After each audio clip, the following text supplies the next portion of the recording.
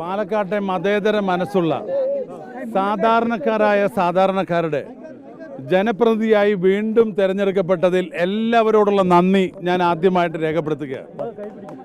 പിന്നെ ഈ വിജയം സത്യത്തിൽ സമർപ്പിക്കുന്നത് വീണ്ടും കഴിഞ്ഞ തെരഞ്ഞെടുപ്പിൽ ചെയ്തതുപോലെ തന്നെ ചാനൽ മുതലാളിമാർക്കൊരു നല്ല നമസ്കാരം ഞാൻ അറിയിക്കുകയാണ്.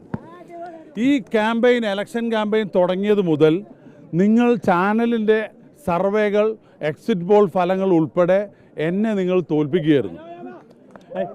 എല്ലാ ചാനലുകാരും അവരുടെ ദൗത്യം പലർക്കും വേണ്ടി വിനിയോഗിച്ചു, ജനമനസ്സറിയാതെ.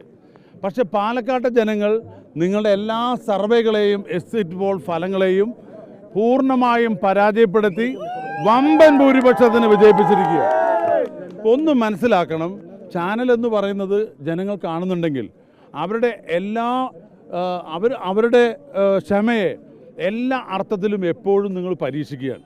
നിങ്ങൾ ജനങ്ങളോട് അടുത്ത് പെരുമാറാൻ പഠിക്കണം. ആദ്യം ദൃശ്യമാധ്യമങ്ങൾ എന്ന് പറഞ്ഞാൽ നിങ്ങളൊരു മത്സരത്തിന് വേണ്ടി എന്തും ചെയ്യുന്ന ഒരു ഇടപാട് നിർത്തണം എന്നാണ് എനിക്ക് നിങ്ങളോട് അഭ്യർത്ഥിക്കാനുള്ളത്. ജനങ്ങളുടെ മനസ്സിപ്പോൾ നിങ്ങൾക്ക് ബോധ്യമായല്ലോ. ഇന്ന് രാവിലെ കൂടെ ഞാൻ വരുമ്പോൾ അവരോട് പറഞ്ഞു, എൻ്റെ ഭൂരിപക്ഷം 4 ഇരട്ടി, കഴിഞ്ഞ തവണത്തേക്കാൾ 4 ഇരട്ടിയാവുമെന്ന് പറഞ്ഞു. അത് ഇപ്പോൾ 10 ഇരട്ടിയാക്കി ഈ പാലക്കാട്ടെ ജനങ്ങൾ നൽകിയിരിക്കുകയാണ്.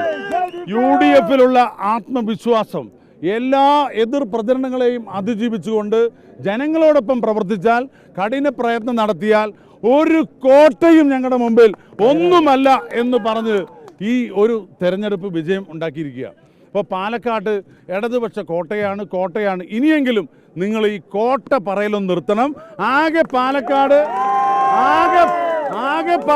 ഒരു കോട്ടയേ ഉള്ളൂ, അത് ടിപ്പു സുൽത്താന്റെ കോട്ടയാണ് എന്നാണ് എനിക്ക് പറയാനുള്ളത്. പിന്നെ UDFിൻ്റെ, നിങ്ങൾക്കറിയാം, UDFിൻ്റെ ഒരു ചരിത്ര വിജയമാണ്.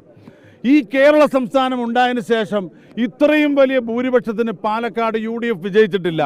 അതിനുവേണ്ടി പ്രവർത്തിച്ച എല്ലാ UDF പ്രവർത്തകരോടും അതുപോലെ തന്നെ വോട്ട് ചെയ്ത എല്ലാ സുമനസ്സുകളോടും എൻ്റെ ഹൃദയം നിറഞ്ഞ നന്ദി ഞാൻ രേഖപ്പെടുത്തുകയാണ്.